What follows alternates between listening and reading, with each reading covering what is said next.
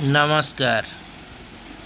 ये जो video देखुचंती Barhampur Haldiapadar Autonagar Utkal machine रे मैन्युफैक्चरिंग होती।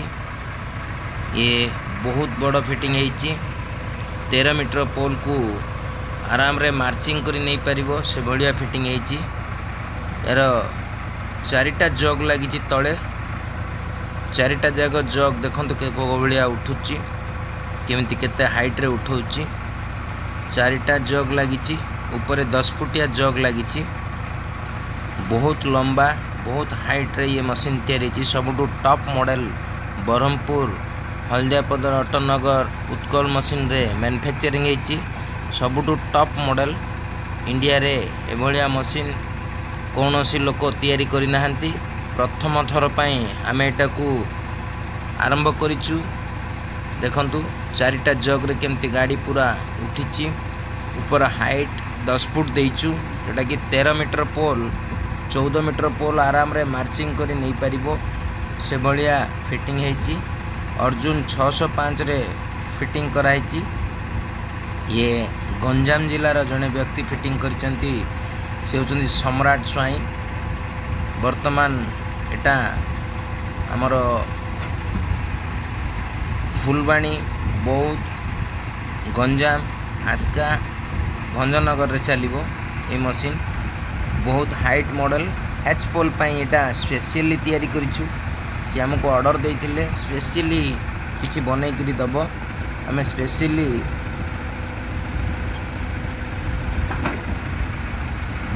नाइन जग रे एटा को बनैछु। देखुचंती बहुत सुंदर भाव में फिटिंग होती। बरहमपुर उत्कल मशीन अटोनगर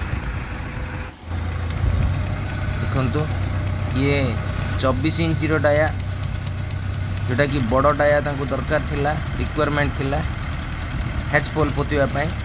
बहुत बड़ डाया रे एटा बनाइछि। बहुत सुंदर भाव में गात खोलुछि।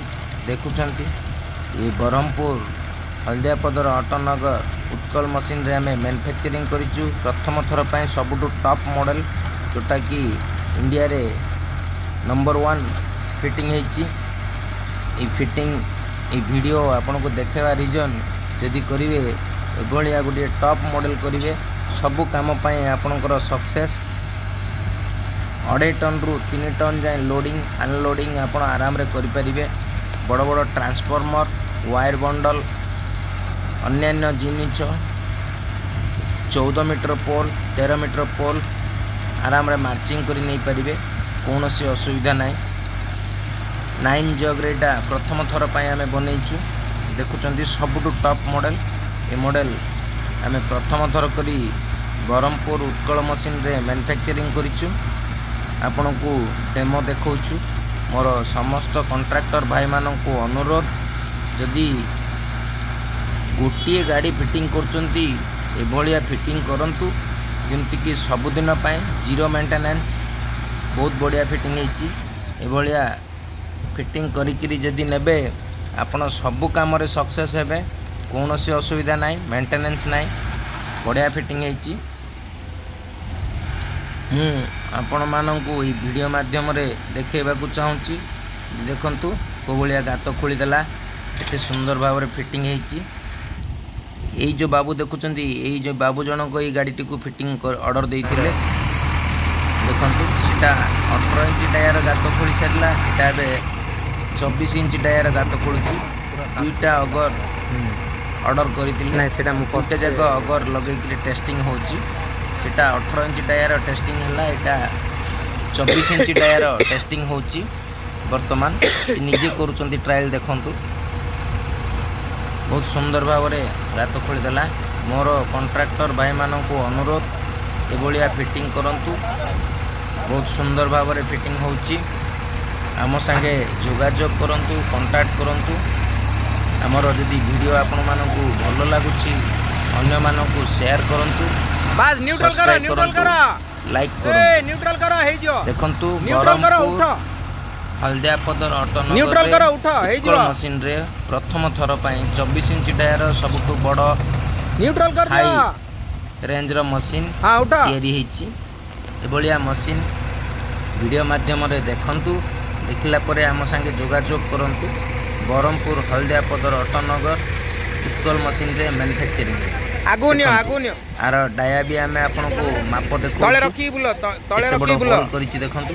24 ଇଞ୍ଚର ତଳେ ରଖ ଇଏ ହୋଲ୍ ଦେଖିପାରୁଛନ୍ତି। ହେଚ୍ ପୋଲ୍ ଆରାମରେ ଆପଣ XD କାମ ମାନେ କରିପାରିବେ। 24 ଇଞ୍ଚ ନା ମୁଁ ଭିଡ଼ିଓ କରିବାର ଆଉ ରିଜନ୍ ଟିକେ ଲଗେଇଲା ସମାନ ରଖିଛ ନା ଯେ ଏଭଳିଆ ମେସିନ୍ 24 ଇଞ୍ଚ ଟା ନା ଆପଣ ବହୁତ ବଡ଼ ବାସ୍, ବଡ଼ ବାସ୍। ପୋଲ୍ ବି ଏଇ ମେସିନରେ କାମ କରିପାରିବେ। ଦେଖନ୍ତୁ ହଁ, ହେଲା। 24 ଇଞ୍ଚ ଡାୟାର ଠିକ ଅଛି ନା ଇଏ ଗାତ ଦେଖିଲ 24 ଇଞ୍ଚ ଠିକ ଅଛି ନା ଆପଣମାନଙ୍କୁ ଅନୁରୋଧ ରହିଲା ଭଲ ଫିଟିଂ କରନ୍ତୁ। ଆମ 24 ପାଖକୁ ଇଞ୍ଚ ଆସନ୍ତୁ। ରହିଲି, ନମସ୍କାର। ହେଚ୍ ପୋଲ୍ର ଡେମୋ ଦେଖନ୍ତୁ। 13 ମିଟର ହେଚ୍ ପୋଲ୍କୁ 6 ଫୁଟ ହାଇଟ୍ରେ ସେ ଉଠେଇକି ରଖିଛି। ଦେଖନ୍ତୁ 3ଟା ଲେବରରେ ହେଚ୍ ପୋଲ୍ର କାମ କରୁଛି। ଆପଣଙ୍କୁ ଆମେ ଡେମୋ ଦେଖାଉଛୁ। ଗାତ ଖୋଳିବାର ଦେଖିଲେ ଏବେ ହେଚ୍ ପୋଲ୍ ପୋତିବାର ବି ଦେଖନ୍ତୁ। ହେଚ୍ ପୋଲ୍କୁ ଆରାମରେ ସିଏ ଇଜିଲି ଟେକିକିରି ଗାତରେ ପକାଉଛି।